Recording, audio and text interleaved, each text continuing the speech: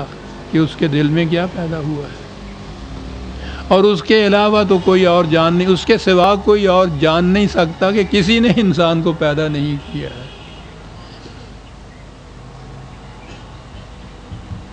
اور وہ هو اللطیف الخبیر۔ اب کوئی کیا ترجمہ کرے گا؟ قرآن کے الفاظ کے ترجمے نہیں ہو سکتے۔ یہ لطیف جو ہے، اب ہمارے ہاں اس کے معنی نرم و نازک کے سوا اور کیا کہا جائے؟ لطافت اس کے لیے کہہ دیں گے ہم جناب، یہ سورج ہوگی بہت لطیف ہے، ملائم سا ہو جائے گا۔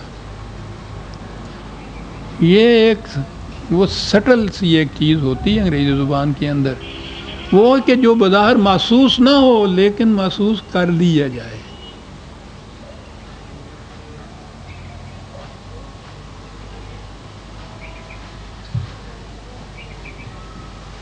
یہ جو نگاہ ہے نا اس طرح سے محسوس کرنے والی، وہ جو میں ایک شعر پڑھا کرتا ہوں شاداب کا، کہ کسے بتائے کوئی خون آرزو کیا ہے، انہیں یہ ضد ہے کہ دیکھیں گے رنگ و بو کیا ہے۔ خون آرزو کا رنگ و بو نہیں ہوتا، لیکن خون آرزو کو تو وہ نگاہیں پہچان سکتی ہیں جو بصارت کے علاوہ بصیرت بھی رکھتی ہوں۔ یوں پہچاننا جو ہے کسی چیز کو، یہ لطیف ہوتا ہے۔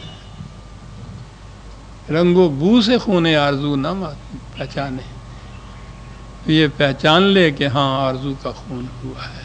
هو اللطیف الخبیر، باخبر تو یوں وہ دوسرے بھی ہو سکتے ہیں۔ کیا بات ہے، ایک ایک لفظ قرآن کا عزیزان من جو ہے کہ خبیر تو اور بھی ہو سکتے ہیں، باخبر اور بھی ہو سکتے ہیں۔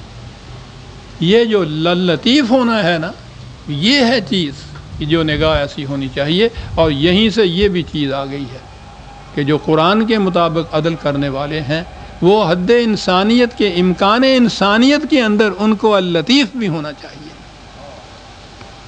نگاہوں سے بھی پہچانا جا سکتا ہے۔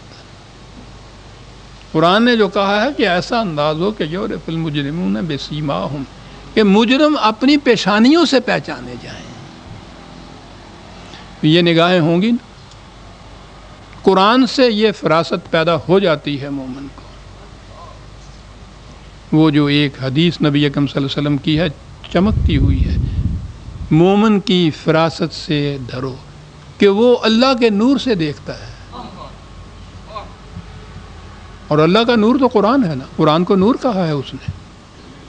اس سے یہ فراست پیدا ہو جاتی ہے کہ وہ، ہم لطیف سے ہمارے ہاں لطافت ہی سے بنتا ہے کہ اس میں لطیف ہونے کی یوں کہیے کہ ایک خصوصیت ان بشریت کی حد تک یہی کہیں گے کہ خدا کی صفات جو ہیں وہ تو کلی اور مطلق ہوتی ہیں، لا انتہا ہوتی ہیں، انسان کو اس درجے تک تو حاصل نہیں ہوتی، لیکن اس کے رنگ میں رنگے جانے کے معنی یہ ہوتے ہیں کہ وہ حد بشریت تک وہ چیز حاصل ہو۔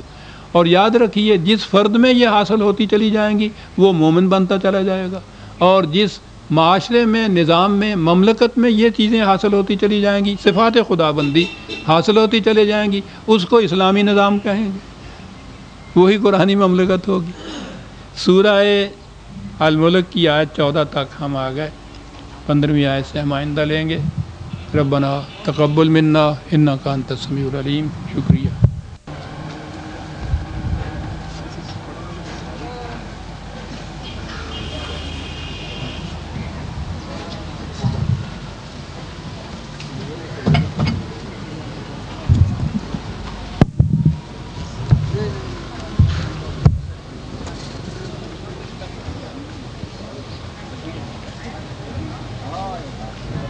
دوسرا قرآن مجید نہیں لیا،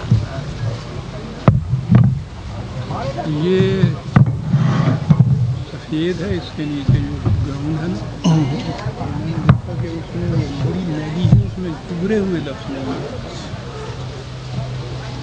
اس میں ابھرے ہوئے،